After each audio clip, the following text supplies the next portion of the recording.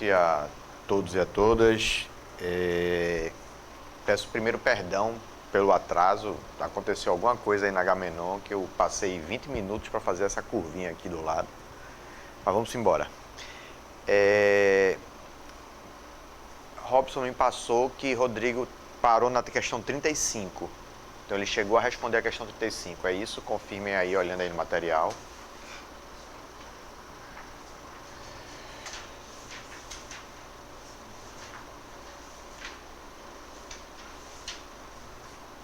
Ou ele foi além? Então ele não chegou a responder a 36? Bem, então estamos atrasados, vamos ter que dar gás. Para quem não me conhece, eu me chamo Mozart e vou ficar responsável pela segunda parte de processo civil de vocês. Para quem nunca assistiu uma aula minha, eu desenho muito, faço muito fluxograma no quadro para tentar construir o raciocínio através de mapas mentais. Eventualmente, você talvez não consiga acompanhar fazendo os mesmos desenhos no seu caderno, então eu não apago o quadro antes de alertar, olha, quem quiser registrar, e você vai lá e tira uma foto, bota no grupo do WhatsApp e faz depois o que quiser com os fluxogramas. A única coisa que eu peço é que se você quiser formular uma pergunta, será muito bem-vinda, mas aí levanta a mão, não atravessa a explicação. Às vezes você está explicando aqui, aí o aluno ansioso vai e atravessa a explicação do professor e atrapalha o professor, atrapalha o colega. Então, nisso aí eu vou controlar. Pergunta, levanta a mão, eu vou dar um sinal para você. Você espera dar o raciocínio, aí eu aponto para você e você manda a sua pergunta. Dúvida? Dúvida? Vamos lá, vá para a questão número 36. Em razão da realização de obras públicas de infraestrutura em sua rua, que envolveram o manejo de retroescavadeiras e britadeiras, a residência de Diana acabou sofrendo algumas avarias. Diana ingressou com ação judicial em face do ente que promoveu as obras, a fim de que este realizasse os reparos necessários em sua residência. Citado o réu, este apresentou contestação. Contudo, antes do saneamento do processo, diante de mal-estar que vivenciou, Diana consultou seu advogado a respeito da possibilidade de, na mesma ação, adicionar pedidos de condenação em danos morais. Então veja, estamos aí dentro de uma das estabilidades processuais, mais precisamente dentro do tópico petição inicial.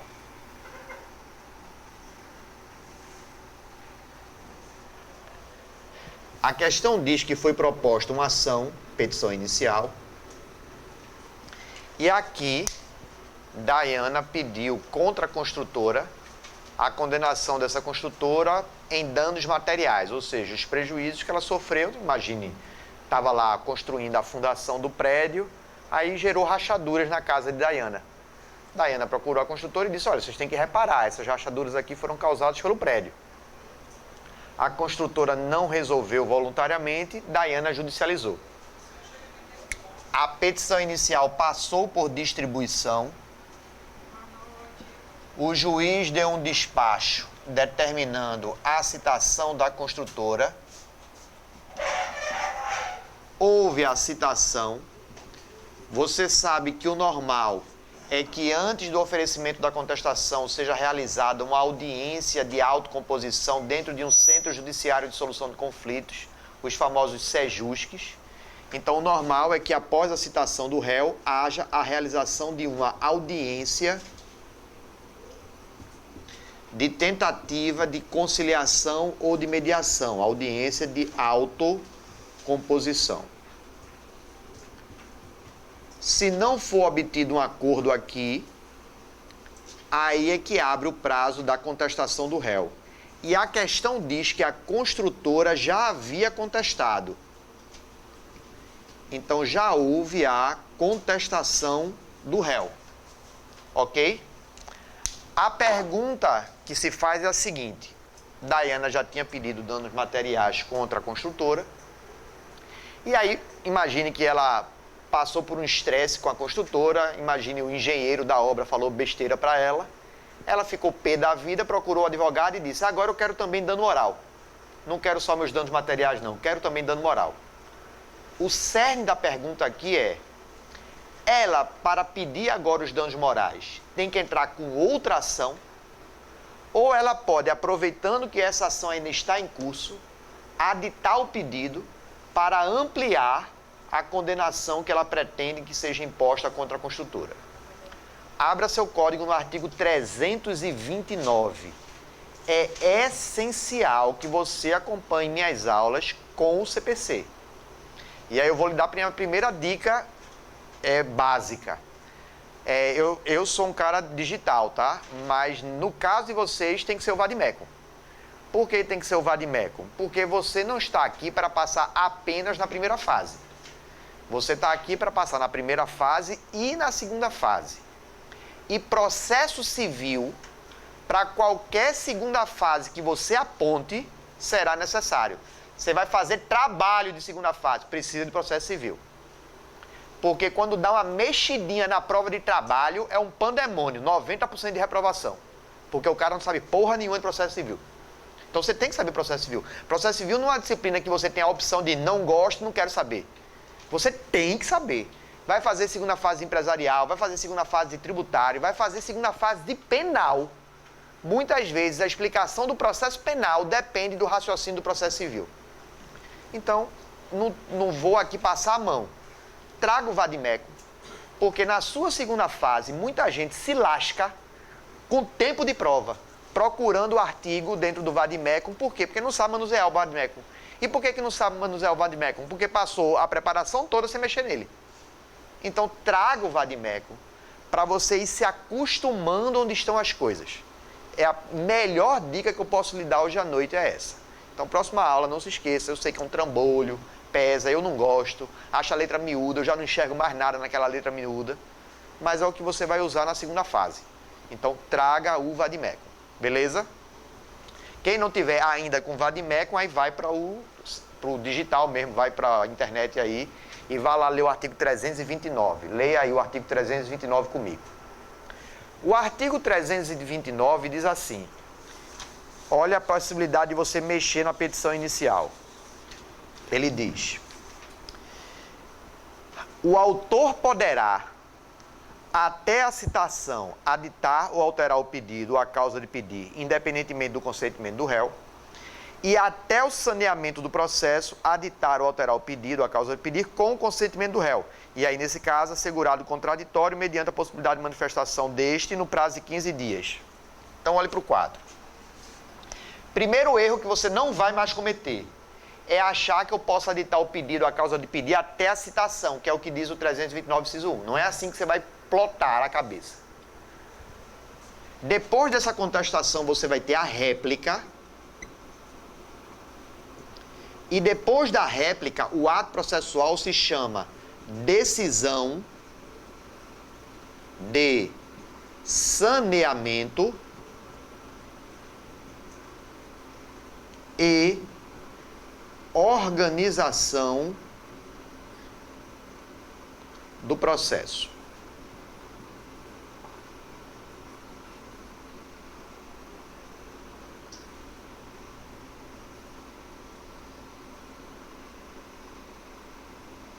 E isso está no artigo 357.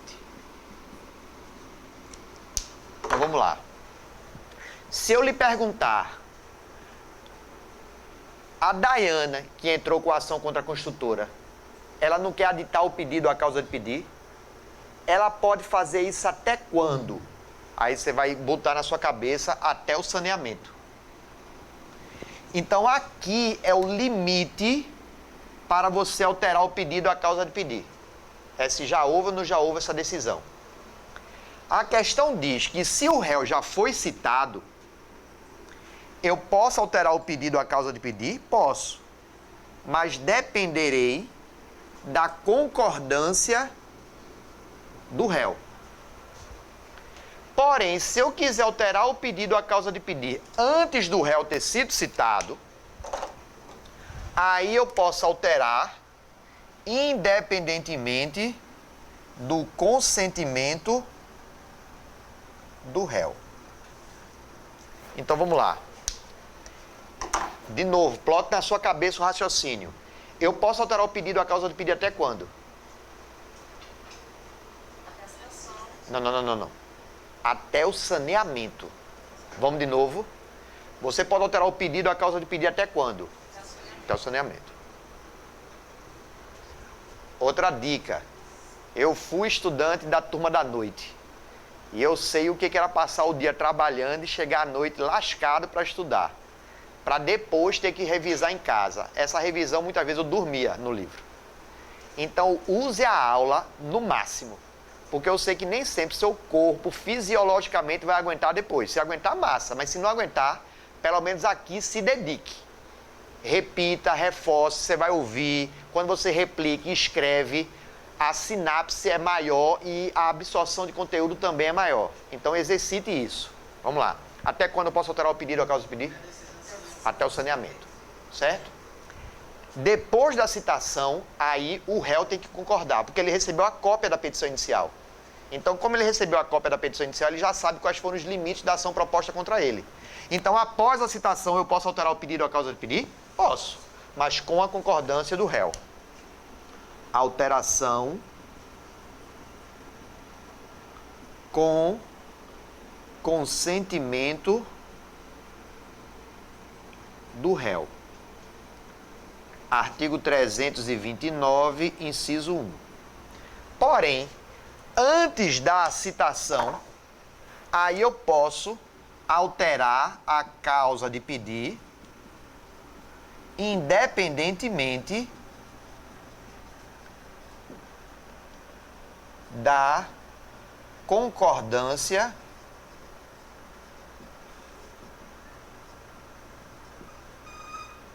do réu. 329, inciso 1. Última vez para reforçar. Dayana quer promover um novo pedido contra a construtora. A questão diz que a construtora já tinha contestado. Mas leia de novo a assertiva. Ele diz: a construtora já havia contestado, contudo, antes do saneamento do processo. Então, o momento processual que nós estamos na questão é: a construtora já contestou, mas ainda não houve o saneamento.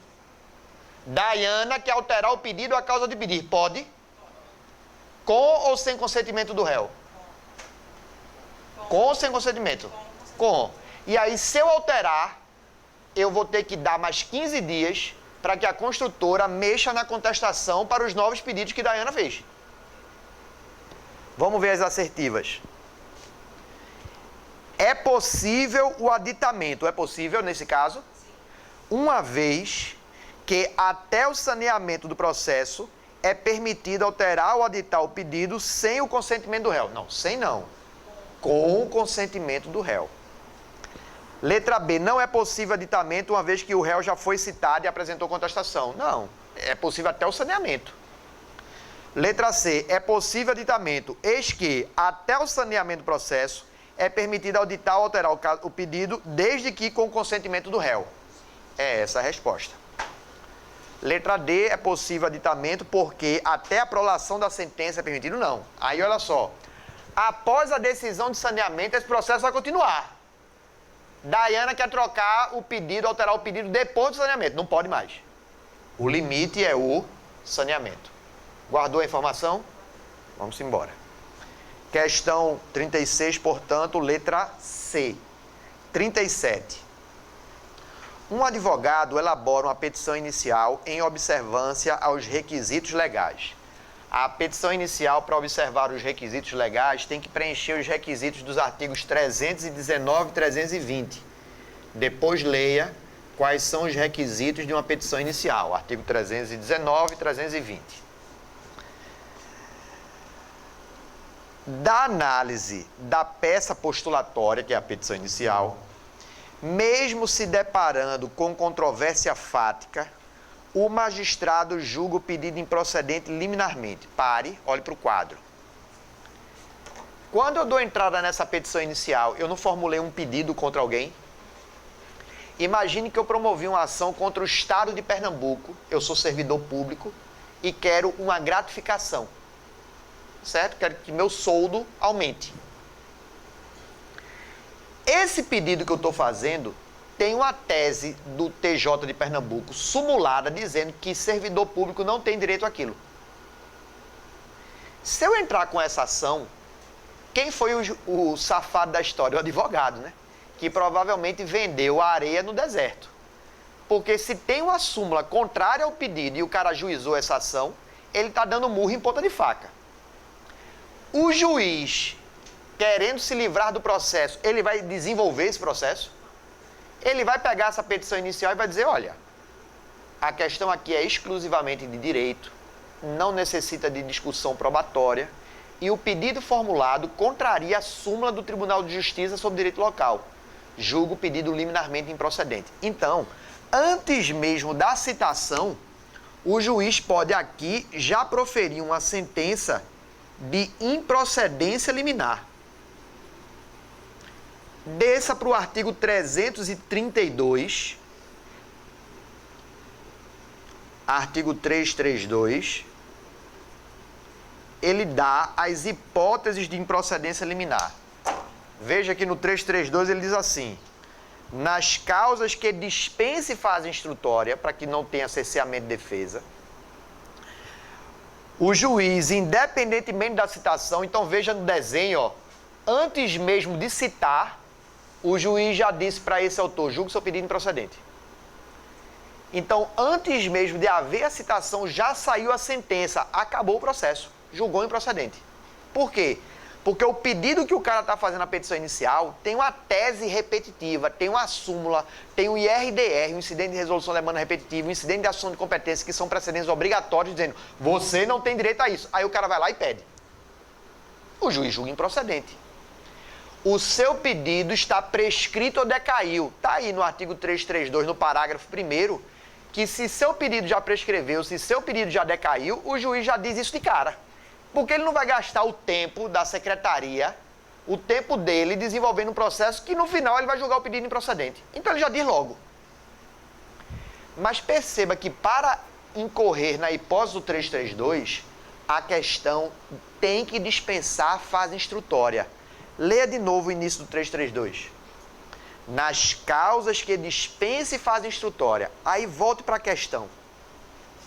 A questão diz, um advogado elabora uma petição inicial em observância dos requisitos legais, na análise da peça postulatória, mesmo se deparando com controvérsia fática. Se tem controvérsia fática, é porque tem fato a ser provado. Se tem fato a ser provado, a questão não dispensa a fase instrutória. Na verdade, precisa de fase instrutória. Logo, nesse caso aqui, o juiz não poderia proferir sentença de improcedência liminar, porque ele prejudica o autor. Porque o autor tinha a possibilidade de provar. Só que aí o juiz já disse, julga improcedente. Mas não pode, nesse caso não pode. Ele só pode julgar liminarmente improcedente quando a questão dispensa a fase instrutória. Então já tem uma pegadinha no enunciado. Então, de novo, olhe para mim, olhe para mim. O juiz pode, em tese, julgar um pedido liminarmente improcedente se duas coisas estiverem presentes. A questão dispensar a fase instrutória e tiver um precedente obrigatório contra o pedido ou for caso de prescrição e decadência. Só nesses casos ele pode julgar liminarmente improcedente. O 332, saiba, a FGV cobra muito. E aí um outro recorte. Alguns já devem ter feito prova de OAB, outros podem estar indo pela primeira vez. E eu vou lhe dizer, a FGV repete muitos assuntos. Por isso que há 8 anos, o método aqui do ATF é resolver as questões da FGV. Porque você vai ver que uma questão de 2020 reaparece em 2025. É o mesmo tema. Isso, de certa forma, é bom. Você não concorre com ninguém, você só concorre com você mesmo. E a banca, ela não tem muita criatividade na prova da OAB. Ela repete os assuntos com frequência. Então, esses assuntos que a gente está trabalhando aqui de provas de 4, 5, 6, 7 anos atrás, ele é essencial porque você vai ver, vez por outra, o assunto voltando. Tanto é que na minha revisão de véspera e no meu checkmate, eu pego o quê? A última prova da FGV de outro concurso e adapto para a OAB, porque provavelmente esse assunto ele vai aparecer na prova da OAB. Normalmente isso acontece. Então, vamos lá. Questão 37, ele está falando de improcedência liminar. Artigo 332, como eu acabei de citar, é um artigo muito cobrado em provas da Fundação Getúlio Vargas. Aí ele diz que, diante dessa situação, o patrono do autor opta por recorrer contra o provimento do juiz. Então, olha só. O juiz, neste caso, não poderia ter dado essa sentença, mas o juiz deu.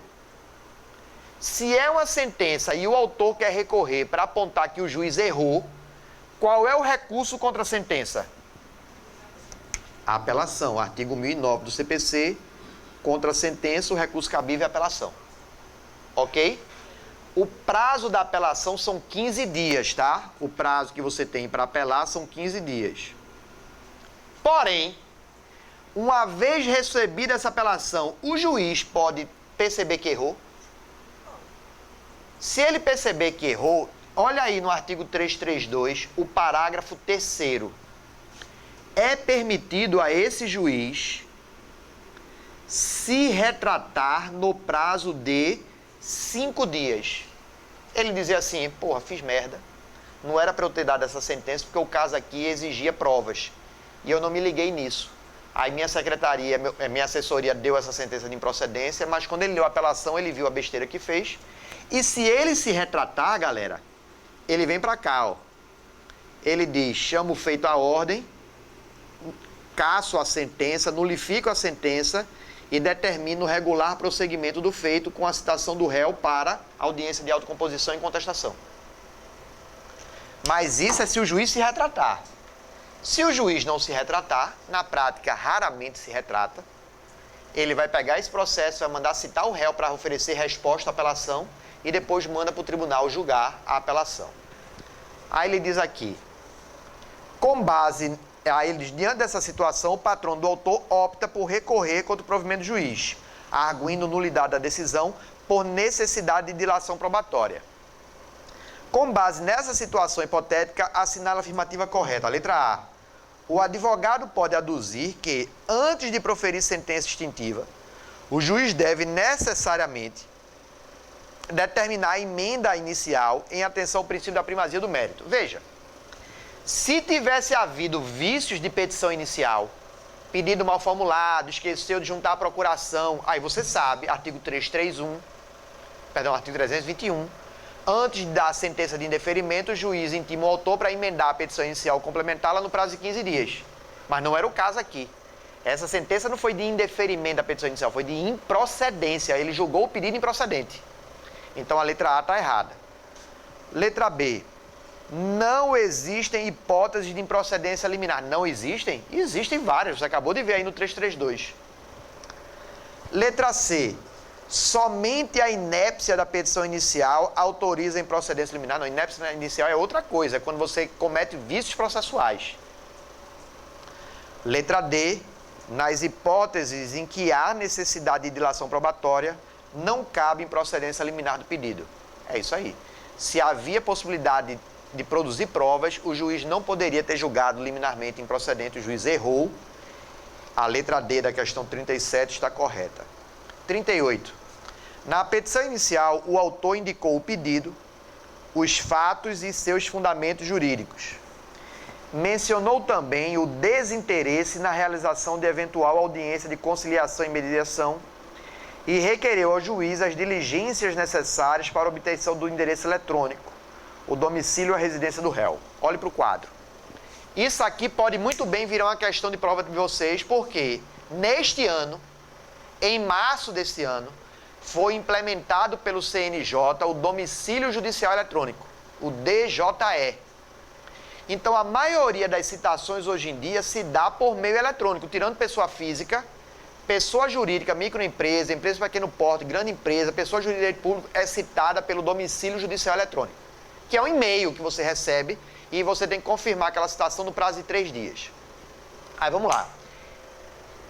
Você dificilmente vai saber qual é o e-mail que o réu cadastrou no sistema do PJE. Então, o que vai acontecer na sua petição inicial, provavelmente, quando você estiver advogando daqui a alguns meses? Você vai peticionar e dizer assim, excelência, eu quero a citação do réu tal, o réu é esse. Mas eu não sei qual é o endereço eletrônico dele que está cadastrado aí no seu sistema. Porque o artigo 246 manda você citar o cara no endereço eletrônico constante no sistema. Só que quem tem acesso a esse sistema não sou eu, é o juiz. Então, o que é que você pode pedir? Que o juiz busque essas informações para citação dentro do banco de dados do judiciário. Vá lá para o artigo 319 e leia isso no parágrafo 1º.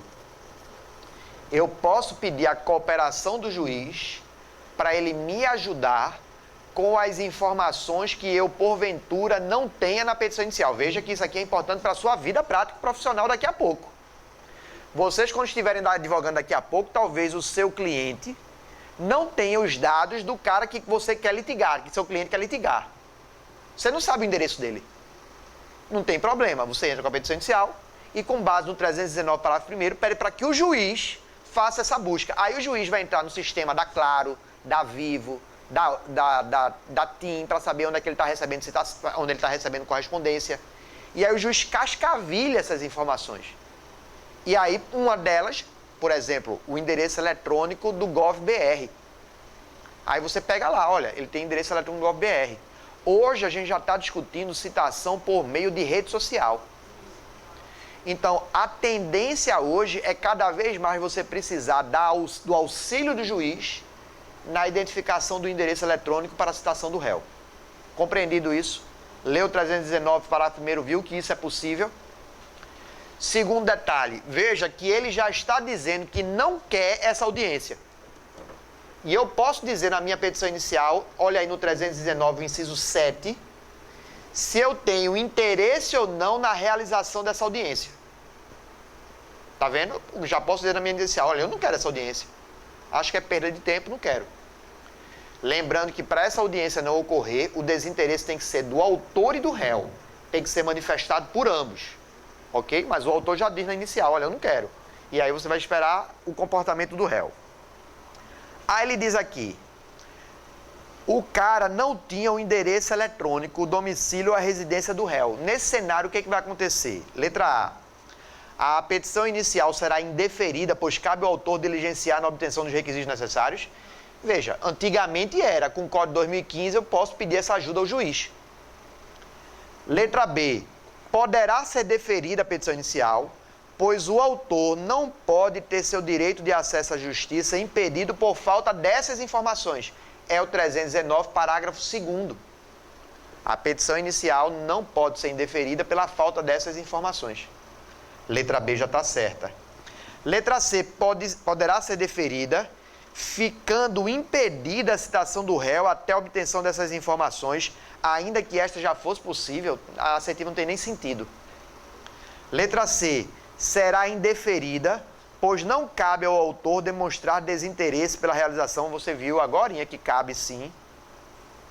Letra E, será indeferida, pois somente se poderia diligenciar na busca do endereço eletrônico, mas não em relação ao domicílio ou residência.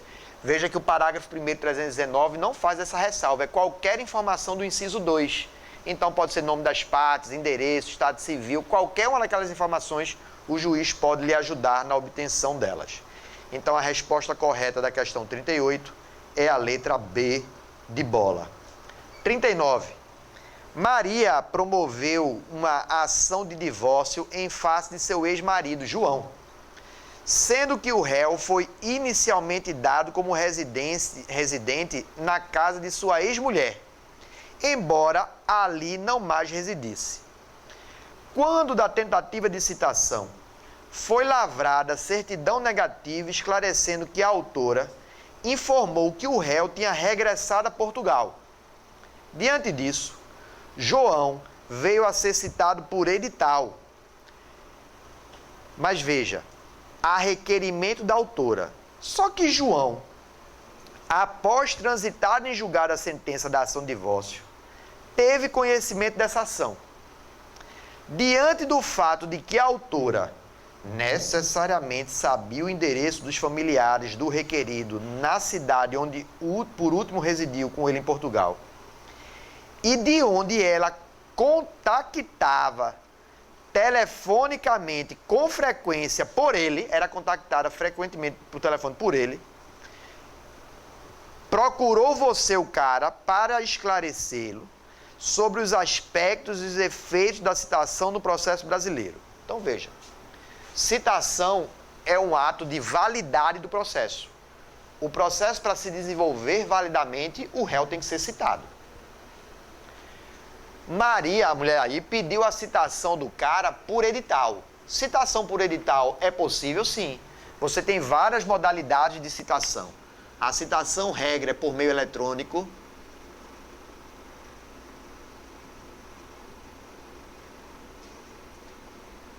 A citação do DJE, mas pode ser pelo correio. Pode ser por oficial de justiça.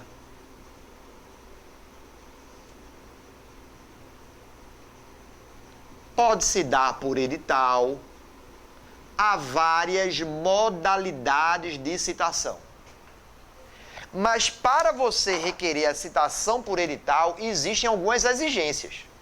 Vá lá para o artigo 256. O artigo 256 diz que para requerer a citação por edital, ela será feita quando desconhecido ou incerto citando, ela sabia quem era o cara. 2, quando ignorado, incerto ou inacessível o lugar onde se encontra. Ela sabia onde o cara morava ou tinha morado. Ela tinha contato com ele. Ela sabia que o cara estava em Portugal. Mas, professor, é em Portugal. Carta rogatória existe para isso. Para quando você vai citar alguém fora do país. Então, Maria, a mulher aí, é Maria o nome dela, é Maria, foi malandra. Porque ela omitiu uma informação para citar o cara por edital. E o processo correu à revelia, porque o cara não foi citado pessoalmente. E aí, depois que transitou em julgado, o cara viu, ei, essa ação aí eu não fui citado. Aí ele procura você para resolver o problema dele. Letra A. Sobre o caso narrado, Maria não poderá ser apenada por requerer a citação por edital, uma vez que houve ocorrência de uma das circunstâncias. Não houve, e Maria pode sim ser punida por litigância de má-fé e ato atentatório à dignidade da justiça. Letra B. A citação de João é válida, porque quando ignorado, incerto ou inacessível o lugar onde se encontrar o citando, é autorizada a citação por edital. Veja, de fato, a citação por edital ela é válida nesses casos. O problema é que não havia nenhum desses casos. Ela sabia onde o cara estava. Então a letra B está errada. Letra C. A citação por edital é nula, porque não foram efetuadas as diligências necessárias, tendo em vista a existência de elementos sobre o paradeiro do réu. Isso. Ela não tinha contato com o cara? Ela não sabia que ele estava morando, ou soube que ele morou na última residência lá em Portugal dos familiares? Letra D. Já houve a sanatória do vício de citação de João, porque a sentença na ação de divórcio já transitou em julgado. Não, você sabe que vício de citação é vício transrescisório. Mesmo após o prazo bienal da rescisória, você pode entrar com a famosa ação de querela nullitatis insanabilis, que nem prazo tem, é imprescritível. Então é o pior dos vícios que pode acontecer no processo, é o vício de citação. Então a letra D também está errada. A resposta, portanto, da questão 39 é a letra C de casa. Professor. Oi. Então, no caso, a citação por edital é a última instância das citações. É tipo isso. Veja, eu vou reformular a sua afirmativa. Só existe uma prioridade. É a citação por meio eletrônico. Aí o código sugere que nas intimações existe uma gradação legal, uma ordem de preferência. Então, primeiro seria eletrônica, depois pelo correio, depois por oficial de justiça e depois por edital. Mas veja que na citação isso não funciona bem. Porque, veja, não é que é a última opção, é que você vai ter que buscar a citação mais adequada para o seu caso. Por exemplo, o réu é incapaz. O código diz que nesse caso tem que ser por oficial de justiça.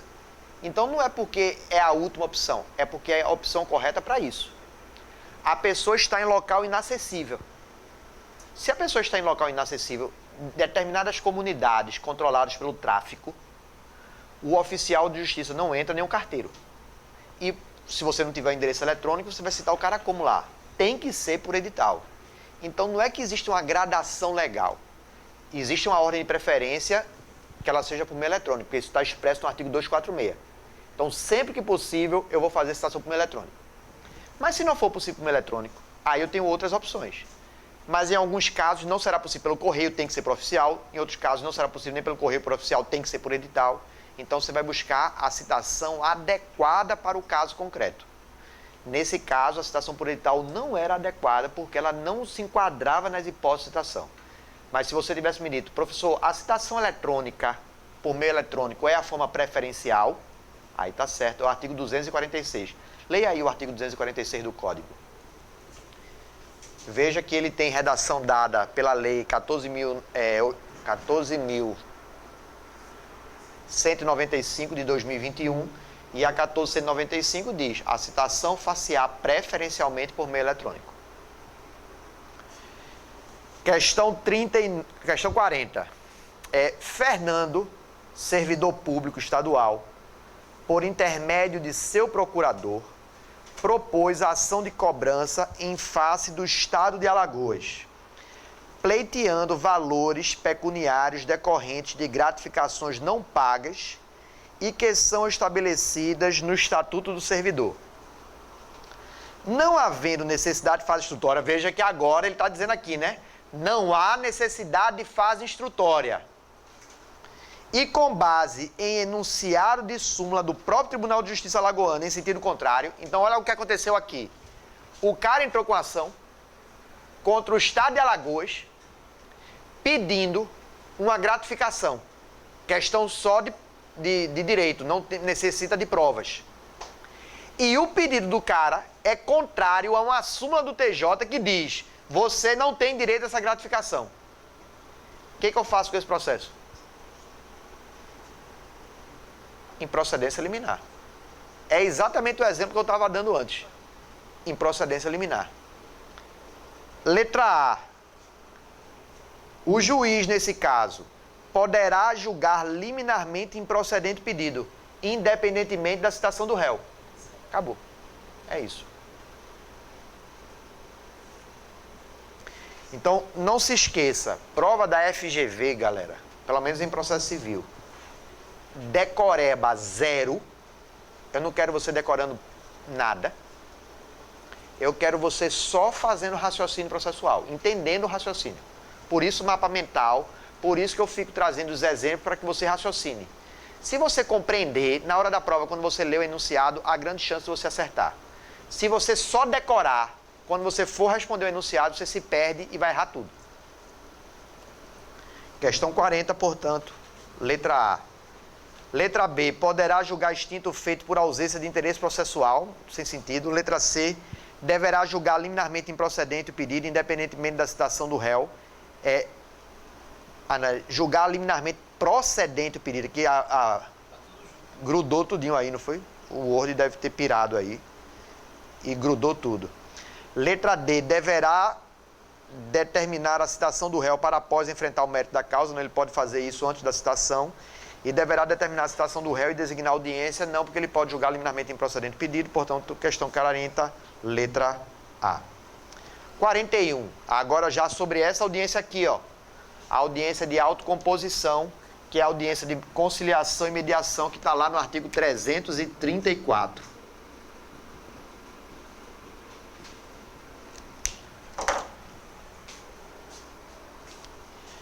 Carolina foi citada para comparecer com seu advogado ao SEJUSC, Centro Judiciário de Solução de Conflitos, na comarca da capital, para uma audiência de mediação, lembrando, conciliação quando não há relação anterior entre as partes, acidente de trânsito. Mediação quando há relação anterior entre as partes e provavelmente haverá relação posterior. Vizinhos, sócios, marido e mulher. Então, nesses casos, a audiência é de mediação. Mas as pessoas não se conhecem. Ou vai ser só ali para resolver e cada um que siga o seu rumo. Conciliação. Artigo 165, parágrafo 2º e 3º. Aí ele diz aqui que Carolina foi citada para essa audiência de mediação e ela estava interessada em restabelecer o diálogo com Nestor, seu ex-marido. A audiência de mediação é para isso mesmo.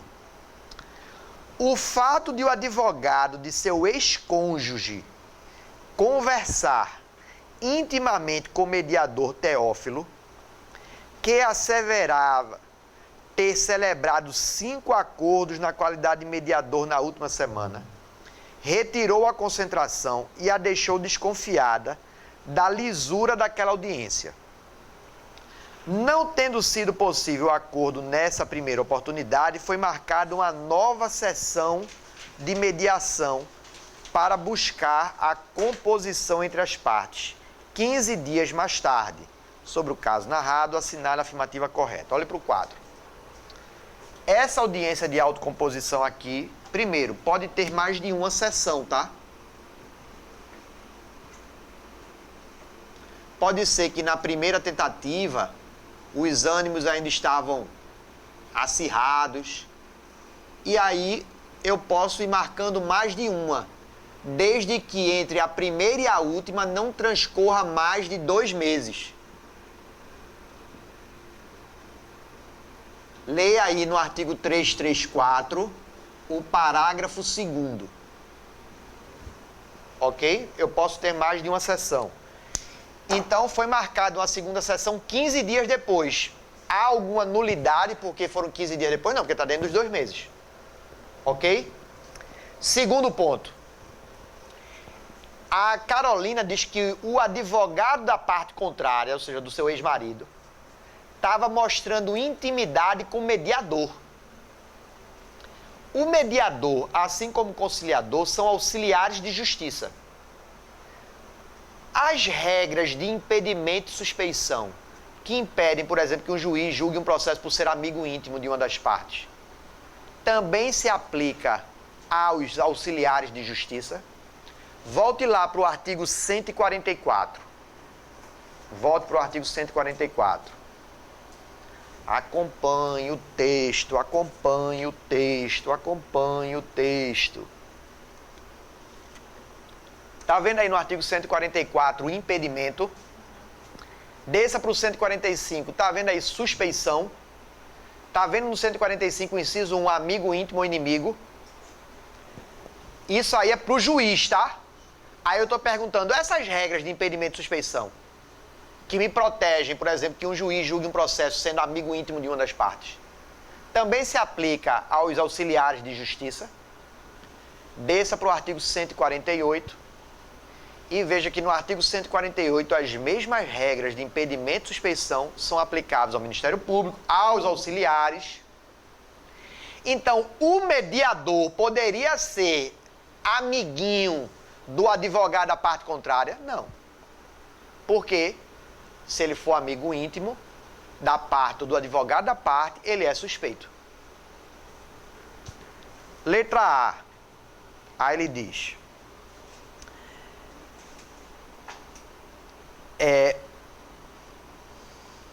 Carolina pode comparecer sem seu advogado na próxima sessão de mediação. Aí já é uma outra pergunta que não está no enunciado. Nessa audiência aqui, as partes têm que estar acompanhadas por advogado. Desça para o parágrafo 9º do 334. Volte lá para o 334. No 334, olha o parágrafo 9º. As partes precisam, sim, estar acompanhadas por seus advogados nesta audiência. Então, vamos lá de novo. Nessa audiência aqui, lá no SEJUSC, as partes têm que estar acompanhadas por seus advogados? Sim ou não? Sim.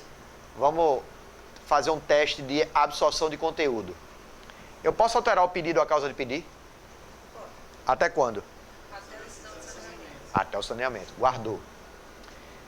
Se o réu já tiver sido citado, eu posso alterar o pedido ou a causa de pedir? Pode. Com ou sem o consentimento dele? Pode. Com o consentimento dele. Se o réu ainda não havia sido citado, eu posso alterar o pedido ou a causa de pedir? Pode. Com o seu consentimento dele? Sim. Nessa audiência de autocomposição aqui, as partes precisam estar acompanhadas por advogado? Sim. Eu não quero ir para essa audiência. Eu posso mandar um representante no meu lugar, um preposto? Olha o parágrafo 10. As partes podem se fazer representar por alguém munido de procuração. Então, você não quer ir porque você não quer ver o cara, mas você pode mandar uma pessoa com poderes no seu lugar. Ok? Se você não for para essa audiência, leia o parágrafo 8º. O seu não comparecimento é considerado ato atentatório à dignidade da justiça, ou seja, descaso com a prestação jurisdicional. E você vai ser punido com uma multa, não é de 2, é de até 2%, não excedente a 2% do valor da causa, que é convertida para os cofres públicos. Ok? Só para fechar, essa audiência pode ser eletrônica. Para quem não sabe, aqui no Sejus que está sendo feita por grupo do WhatsApp. Uma merda. O cara abre o grupo do WhatsApp, audiência de conciliação, mediação não, mas a audiência de conciliação é... Aí o conciliador manda uma mensagem para as duas partes. E aí, tem proposta de acordo? Não. Pronto, frustrada a tentativa, abra-se o prazo da contestação. Está sendo assim. Então a gente tem que aperfeiçoar isso para não descaracterizar o instituto. Mas veja aí no parágrafo 5º do artigo 334, que é... Parágrafo 5º não, perdão. Parágrafo 7º, que essa audiência pode ser realizada por meio eletrônico. A maioria das coisas hoje está se dando por meio eletrônico, de forma remota. Pode ter mais de uma sessão, desde que em todas elas eu não gaste mais de 2 meses. 334, parágrafo 2º. Ok? Aí eu tinha afirmado agorinha. Para não haver essa audiência, o desinteresse tem que ser de quem? De ambos. Olha aí o parágrafo 4º. Ele diz, para a não realização da audiência, o desinteresse tem que ser expressamente manifestado por ambas as partes. E veja a importância da tentativa, do dever de busca de solução consensual. Se houver litisconsórcio, ou seja, se houver vários réus, o desinteresse tem que ser de todos. Olha o parágrafo 6º. O desinteresse tem que ser de todos. Aí, aonde é que eu manifesto meu desinteresse? A gente já viu que o autor é na inicial. E o réu, ele vai atravessar uma petição com 10 dias de antecedência da audiência. É o parágrafo 5º, ó. Leia o parágrafo 5º. O autor já demonstra o desinteresse na inicial e o réu por 10 dias, de antecedência da audiência de autocomposição. Ok? Hã? Não. Aí, vá lá para a questão agora. Aí ele diz aqui, ó, letra A, Carolina pode comparecer sem seu advogado? Não, ela tem que estar com o advogado. Letra B, o advogado só pode atuar como mediador no Sejusc se realizar concurso público específico para integrar o quadro próprio tribunal? Não, tem tribunal que faz concurso e tribunal que não faz concurso. Letra C, pode haver mais de uma sessão destinada à conciliação e mediação, não podendo exceder 2 meses da data da realização da primeira, desde que necessários para a composição. Certo. Letra D, o mediador judicial pode atuar como advogado da parte no Sejusc? Não. Se você se torna mediador, você não pode atuar naquele Sejusc, porque você ali está como um auxiliar de justiça. Então, na questão 41, a resposta é a letra C. Tu ia fazer uma pergunta. Não, é ali, na audiência de autocomposição. Aí tem a ausência da parte. Eu não compareço e nem mando ninguém. Isso seria considerado, essa multa para os cofres, seria considerado também uma revelia? Não, ato atentatório. Revelia é ausência de contestação. Você não apresenta a contestação nessa audiência. É frustrada a audiência que abre o prazo da contestação. Então, na revelia eu compareci, mas eu não apresentei a contestação. Ou simplesmente não apareceu. A revelia, nesse sentido, é a ausência da contestação. Na verdade, revelia, em sentido técnico, é inércia do réu. Se o réu cometeu uma inércia processual, ou seja, não fizer algo que ele deveria fazer, ele é revel. A revelia contextualizada, na maioria dos casos em processo civil, é porque o réu não contestou. Aí o artigo 344 diz que se o réu não contestar, será decretada a sua revelia. E o que isso implica? Aí a presunção de veracidade dos fatos, o processo corre independentemente da intimação do réu revel, aí tem uma série de consequências por você ter ficado inerte. Fala.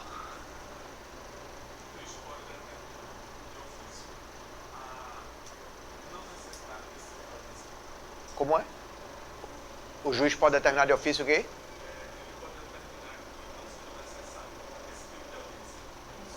Veja, o código, ele estabelece claramente que essa audiência, ela só não é marcada em duas circunstâncias. Quando ambas as partes não querem, ou quando o direito não admite autocomposição. Porque se o direito não admite autocomposição, não tem sentido, porque as partes não podem fazer acordo com o direito, que ele é indisponível nesse caso.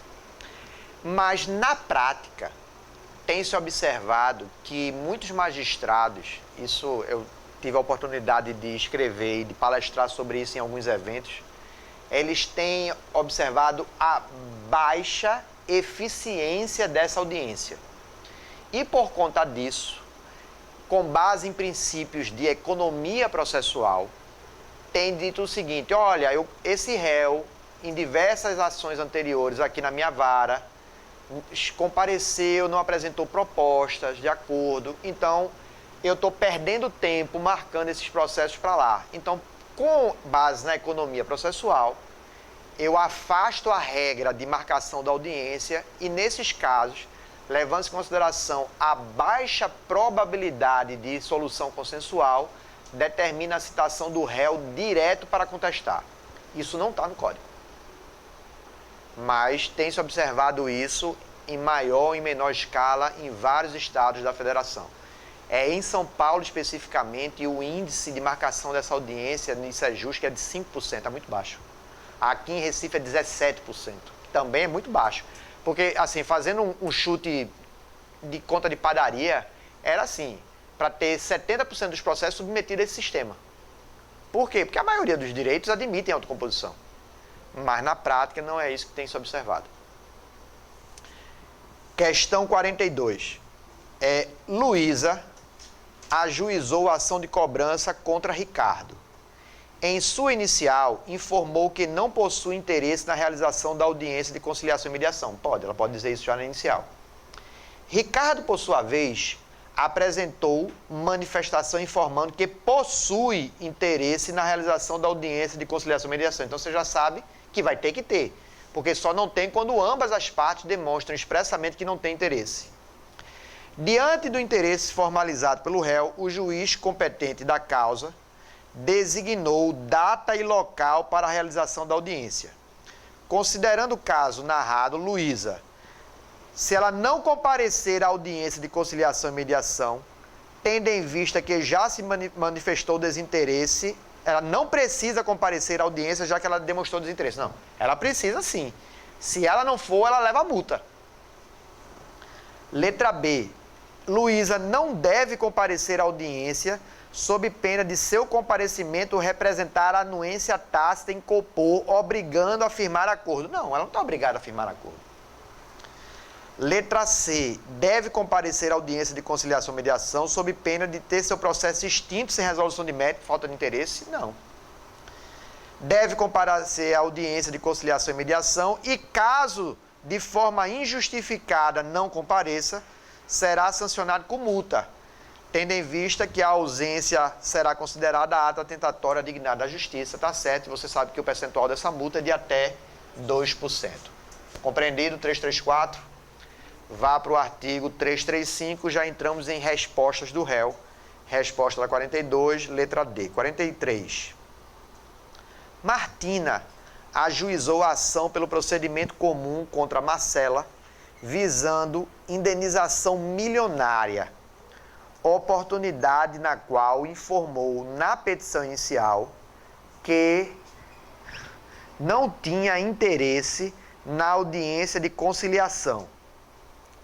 Após analisar a petição inicial, o MM Juízo da 100ª Vara Civil de Florianópolis determinou a citação de Marcela para comparecer em audiência de conciliação na forma do 334.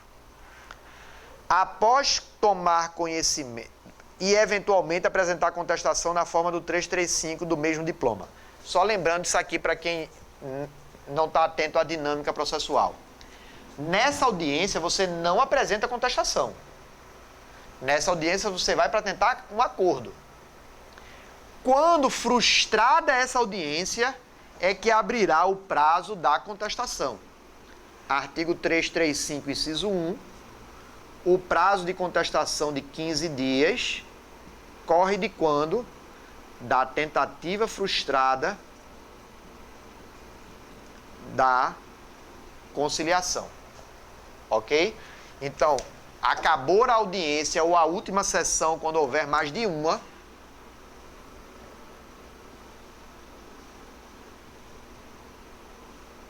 aí eu marco, abro o prazo da contestação. O prazo da contestação vem depois, lá no SEJUS, que você não chega com a sua contestação. Você chega para fazer um acordo. Não teve acordo, aí abre o prazo de 15 dias para você contestar. Certo? Aí ele diz aqui que, após tomar conhecimento da ação indenizatória de Martina, Marcela apresentou petição concordando com o pedido de cancelamento da audiência e se reservando o direito de apresentar contestação no prazo legal. Veja, Marcela tinha dito já que não queria audiência. Aí Martina peticionou antes, dizendo que também não queria. Quando o réu peticiona, naqueles 10 dias de antecedência, dizendo que não tem interesse na audiência, desse protocolo aqui, abre o prazo da contestação, porque não vai ter audiência. Se não vai ter audiência, quando o réu diz que também não quer, abre o prazo para ele contestar. Artigo 335, inciso 2. Ok? Aí ele diz: e se reservando o direito de apresentar contestação no prazo legal. Considerando que foram prestadas todas as informações e apresentados todos os documentos necessários para a elaboração da contestação, a ser apresentada no prazo de 15 dias, assinale a opção que indica o momento em que se inicia a contagem desse prazo. Letra A. Da juntada aos autos do aviso de recebimento positivo de seu mandado de citação pelo correio. Seria daqui se o direito não admitisse autocomposição. Porque quando o direito não admite autocomposição, não tem marcação de audiência. Então, quando o cara é citado, já abre o prazo da contestação. Não é o caso. Porque o caso, o direito a admitir autocomposição, tanto é que as partes disseram que não queriam. Letra B. Da publicação da decisão do MM Juízo, que mandou cancelar a audiência. Não. Quando eu peticiono aqui dizendo não quero, já abre meu prazo para contestar. Letra C. Do ato de protocolar o pedido de cancelamento da audiência de conciliação formulado por Marcela. É esse. Marcela não é quem ia contestar? Na hora que o prazo não estava correndo contra ela? Na hora que ela peticionou, não quero, abriu o prazo para ela contestar. Artigo 335, inciso 2. Ok? De novo. O normal não é ter essa audiência, ou deveria ser. Quando é que abre o prazo da contestação? Depois da audiência. Mas as partes podem dizer que não querem. Aí, quando a parte protocola dizendo o réu que não quer, o prazo para ele, réu, contestar, abriu. Mas não tem a hipótese também que o direito não admite a autocomposição? Aí, nesses casos, quando você é citado, abre o prazo da contestação.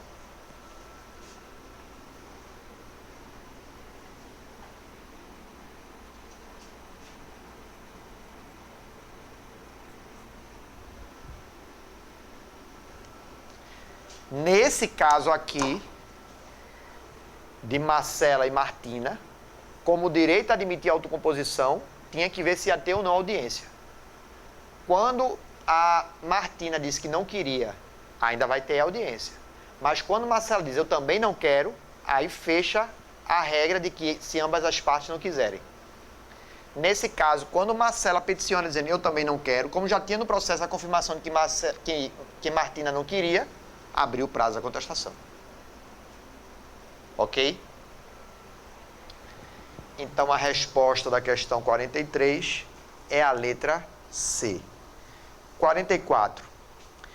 Ana Carolina procurou você, como advogado, para elaborar sua defesa em demanda pelo procedimento comum, movida por Eduardo, perante vara cível, com o objetivo de obter indenizações em virtude de suposto inadimplemento de Ana Carolina, qual seja ter entregado uma quantidade de soja menor do que for acordado contratualmente. Nessa reunião, Ana Carolina relatou que a indenização não era devida, porque ela havia entregado a quantidade de soja prevista no contrato. Ana Carolina relatou ainda que, na realidade, Eduardo não tinha realizado o pagamento integral previsto em contrato, sobre a demanda movida por Eduardo visando ao pagamento de quantia que lhe é devida, assinala a opção que apresenta a medida cabível que você, na condição de advogada Ana Carolina, indicou. Então vamos lá. O Eduardo entrou com ação de cobrança contra a Ana Carolina, dizendo: olha, você está me devendo tanto, porque você não entregou a quantidade de soja pactuada. Ana Carolina lhe procura e diz: olha, eu quero que você conteste essa ação aqui, porque o Eduardo está dizendo isso, mas eu entreguei a quantidade pactuada e ele que não pagou o valor devido. Ok? Letra A. Ana Carolina terá que ajuizar uma nova demanda autônoma visando ao pagamento da quantia devida por Eduardo. Veja, se Ana Carolina quer cobrar Eduardo não pagamento, ela pode promover uma ação contra Eduardo, não é isso? Mas eu não preciso promover uma ação apartada. Você sabe que existe a possibilidade de, dentro da contestação, eu oferecer reconvenção. Artigo 343, que é um contra-ataque do réu contra o autor. Aí ele diz aqui, letra B, Ana Carolina poderá apresentar reconvenção para cobrar a quantia que lhe é devida por Eduardo, sendo que essa medida deverá ser formulada na contestação. A reconvenção vem dentro da contestação. Olha aí o artigo 343. A reconvenção, ela é apresentada dentro da contestação. Não é contestação, porque reconvenção é uma ação, mas é uma ação que está vindo incidentalmente junto com a contestação. Letra C.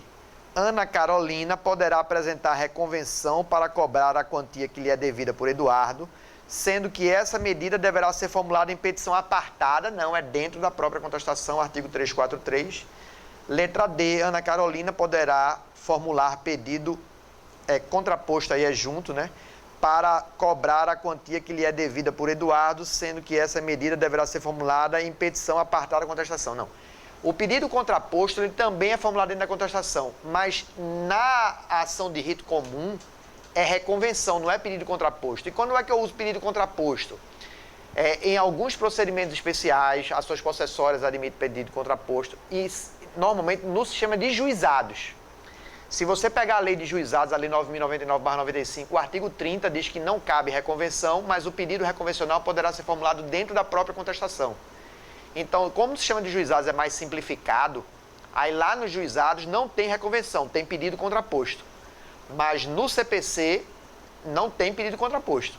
Na verdade, no rito comum não tem pedido contraposto, é reconvenção. Então, a letra D está errada. A resposta, portanto, correta é a letra B de bola. Ok? Letra B de bola. 45. João e Maria celebraram contrato de arrendamento com previsão de cláusula compromissória arbitral, na qual estipularam que qualquer disputa de natureza patrimonial decorrente do contrato seria submetida à arbitragem. Após desentendimentos acerca do cumprimento de uma das obrigações previstas em contrato, Marina resolveu ajuizar a ação judicial contra João, na qual busca indenização pelos prejuízos que alega ter sofrido. Uma vez citado, João não apresentou contestação durante a fase instrutória. Ao examinar o contrato celebrado entre as partes, o magistrado, no caso, visualizou a existência de cláusula compromissória celebrada entre as partes. Considerando o caso narrado, assinale a afirmativa correta. Veja só. A questão diz que havia uma cláusula de compromisso arbitral. O que é essa cláusula? É quando você diz o seguinte: se der uma merda no contrato, eu não procuro o judiciário. Eu procuro um centro de arbitragem. Certo? Quem vai resolver não é um juiz, é um árbitro. Você aceitou e pactuou isso. Se ocorrer alguma discussão pelo contrato, o que a Marina tinha que fazer? Procurado o centro de arbitragem. Ela não fez isso. Então, Marina desobedeceu o que tinha pactuado e judicializou. Certo? Então, tá lá o contrato, tá lá a cláusula válida, mas Marina calou-se e entrou com a ação. O réu não vai ser citado para contestar? Na contestação, o réu pode alegar a existência de cláusula arbitral? Sim. Vá lá para o 337, artigo 337. É matéria preliminar da contestação, portanto, deve ser deduzida antes do mérito. Está lá no inciso 10, a existência de convenção de arbitragem. Mas o que aconteceu no caso concreto? O réu não contestou. Se o réu não contesta, acabou de ocorrer a revelia, por ausência de contestação. Então, se o réu não contestou, haverá revelia. Quando chegou aqui, o juiz pegou o processo para analisar o que se tratava, ele viu o contrato, viu a cláusula de arbitragem, viu que era válida, mas viu que o réu não falou nada. O juiz pode, de ofício, extinguir o processo e mandar as partes para resolver a vida delas na arbitragem? Porque acredite, o juiz vai querer fazer isso. Ele quer se livrar do processo. Ele faz isso de ofício? Nesse mesmo artigo 337, olha o que diz o parágrafo 6º. A ausência de alegação da existência de convenção de arbitragem na forma prevista neste capítulo implica a aceitação da jurisdição estatal e renúncia ao juiz arbitral. Vou lhe dar um exemplo concreto. Eu moro num prédio, a construtora é a Moura do B. Aí a gente está com um problema na fachada. Vício oculto vai alegar que o prazo de garantia tem início a partir do conhecimento desse problema estrutural.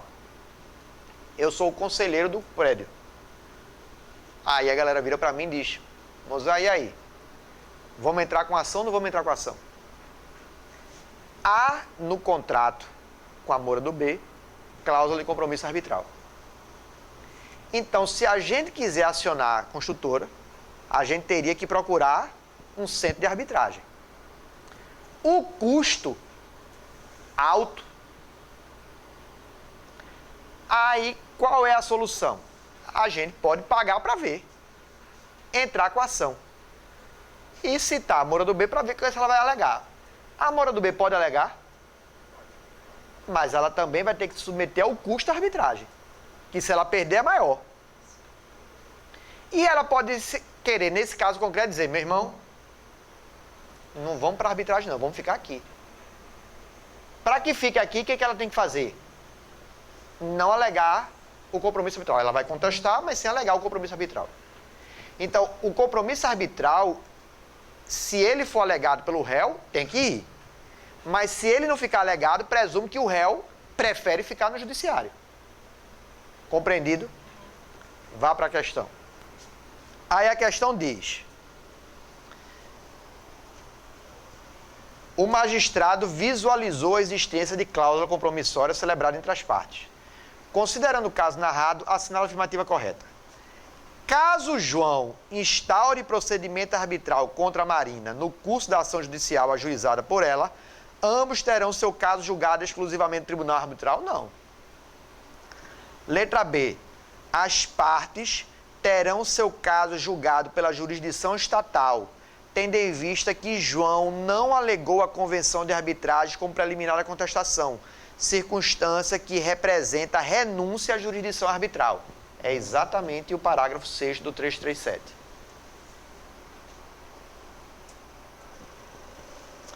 Letra C. João deve arguir a existência de cláusula compromissória quando apresentar manifestação requerendo a produção de provas, por se tratar do momento apropriado para apontar a existência de cláusula. Não. O momento apropriado não é aqui, não. Ó. O pedido de produção de provas vem aqui depois. Ó. Não.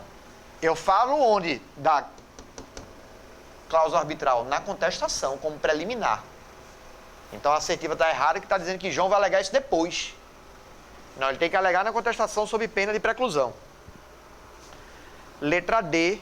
João não precisa se manifestar nos autos acerca da existência da cláusula, pois cabe ao magistrado conhecer de ofício. Não, isso tem que ser alegado pelo réu.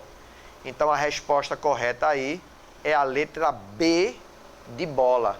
Questão 45, letra B de bola. Silene ajuizou a ação de divórcio cumulada com pedido de fixação de alimentos em face de Jonas. O juiz, em sede de decisão de saneamento e organização do processo, entendeu que o pedido de divórcio estava apto para julgamento e, no que se refere à pretensão de alimentos, determinou a produção de prova oral, consistente em depoimento pessoal e prova testemunhal, bem como de prova documental suplementar. Ato contínuo, por meio de decisão interlocutória, o juiz julgou procedente o pedido de divórcio e determinou o prosseguimento do processo para a fase instrutória em relação ao pedido de fixação de alimentos. Tomando o caso concreto como premissa, assinale a afirmativa correta. Você não está aí no artigo 337, avance no seu código para o artigo 354. Está vendo aí extinção? No 355 está vendo do julgamento antecipado do mérito. Está vendo aí no 356 do julgamento antecipado parcial do mérito. E no 357 a decisão de saneamento e organização. Olhe para o quadro. Olhe para o quadro, olhe para o quadro, olhe para o quadro. Foram formulados 2 pedidos aqui. Divórcio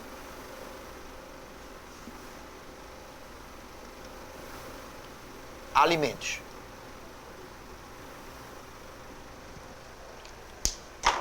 O juiz não tem que julgar os 2. Se ele julgar os 2 juntos, ele dá uma sentença.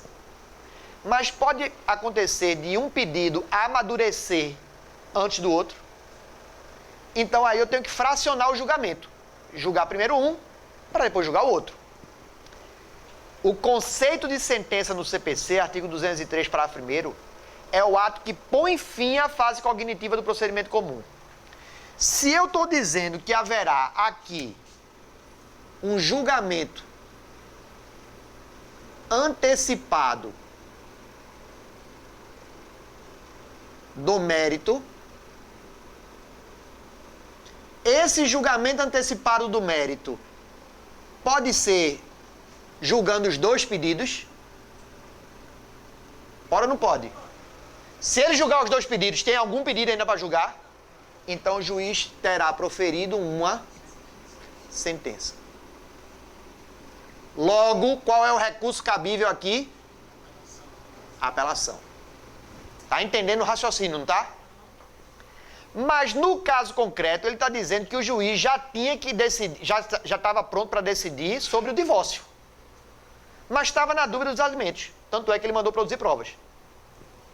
Então, essa decisão aqui, ela não é total, ela é parcial, concorda?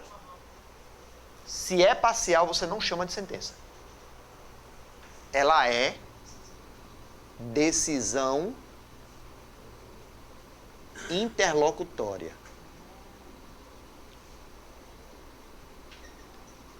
E a decisão interlocutória pode estar prevista no artigo 1015 e permitir interposição imediata de agravo de instrumento.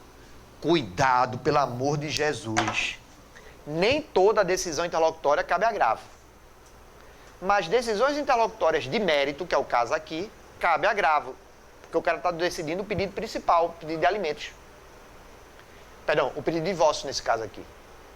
Então, artigo 1015, inciso 2, cabe agravo de instrumento contra a decisão que julga o mérito. Prazo de 15 dias para cima do magistrado. 15 dias para recorrer. Para recorrer. Para recorrer, sim, 15 dias. É o prazo de todos os recursos, com exceção de embargo de declaração, que tem prazo de 5. Todos os demais recursos, o prazo para você oferecer o recurso e para você responder ao recurso, 15 dias, artigo 1003, parágrafo 5º do CPC. Então, nesse caso, o juiz não fracionou o pedido, julgou o primeiro divórcio, decisão interlocutória parcial de mérito. A parte que quiser se insurgir, agrava o instrumento. O processo vai ter que continuar para julgar o quê? Os alimentos, não é isso? Então, nessa decisão de saneamento, provavelmente depois o juiz vai marcar aqui realização talvez de uma perícia. Pode ter depois uma audiência de instrução e julgamento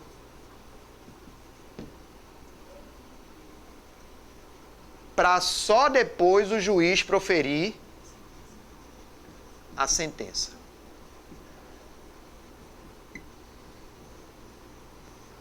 Mas, de novo, isso aqui só vai rolar se tiver prova para produzir. Se não precisa mais de prova, já sentencia aqui. E se ele fracionar, aí a decisão que ele está julgando antes é interlocutória. Compreendeu esse raciocínio?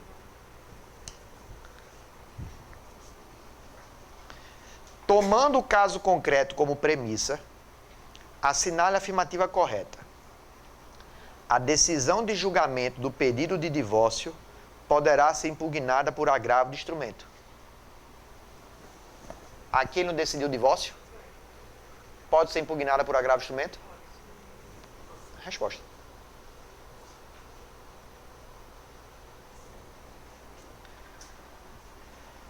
Letra B. O número de testemunhas arrolada não poderá ser superior a 5, sendo 2 no máximo para cada fato. Veja, eu não pedi aqui provas para provar o meu direito de alimentos. Aí, quantas testemunhas podem ser arroladas num processo civil? Não confunda com o processo do trabalho. Não confunda com o processo penal. Processo civil são 10 testemunhas, sendo 3 para cada fato.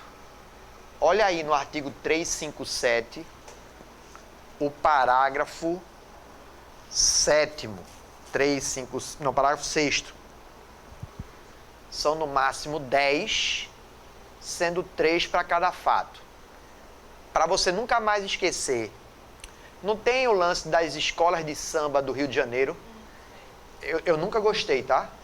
Perdão aí se alguém estiver aí no online e gostar, eu nunca gostei. E eu fico mais pé ainda que a Globo, há 30 anos, dá audiência para a apuração do desfile das escolas de samba do Grupo Especial do Rio de Janeiro.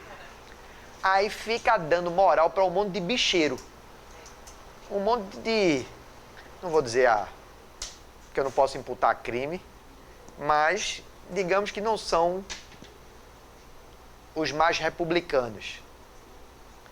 E sabe o que mais me incomodava vendo aquilo? O narrador. Você já notou como ele diz as notas? Ele não diz estação primeira de Mangueira 10. Ele dá um berro. Parece um bode berrando. Já viram isso? Estação primeira de Mangueira. Aí dá um silêncio. 10. Meu irmão, eu fico perguntando por que ele não fala normal. Não tem nada a ver com a aula. Me diga quantas testemunhas no máximo no processo civil. 10. 3 para cada. Você está amaldiçoado com essa memória agora. Daqui a 30 anos, se alguém lhe perguntar, abdeste. Mas veja, você pode ter só um fato. Você aqui só quer provar um fato. Um fato. Ele não entregou a mercadoria. É esse fato. Você só pode rolar 3. Se você tiver 2 fatos, ele não entregou a mercadoria e não me apresentou documentação para isso. Aí são 6, porque são 2 fatos. Se forem 3 fatos, 9. Se forem 4 fatos, aí limita no 10. Não pode passar de 10. Ok? Olha a letra que ele está dizendo aqui. O número de testemunhas arroladas não poderá ser superior a 5, sendo 2 para cada fato. Não. Não poderá ser superior a 10, sendo 3 para cada fato. Letra C. Depois do saneamento, Silene e Jonas podem pedir esclarecimentos ou solicitar ajustes no prazo comum, não é de 10 dias, é de 5 dias, fim do qual o prazo se torna estável. Artigo 357, parágrafo 1º, né? Casca de banana aqui. Né? Porque aqui ele perguntou no decoreba. Letra D. Em razão da impossibilidade de fracionamento do julgamento do mérito, o juiz não poderia ter julgado desde logo o pedido de divórcio. Você acabou de ver que é possível fracionar o julgamento. Então a resposta da questão 46 é a letra A. Bora para o intervalo e daqui a pouco a gente continua.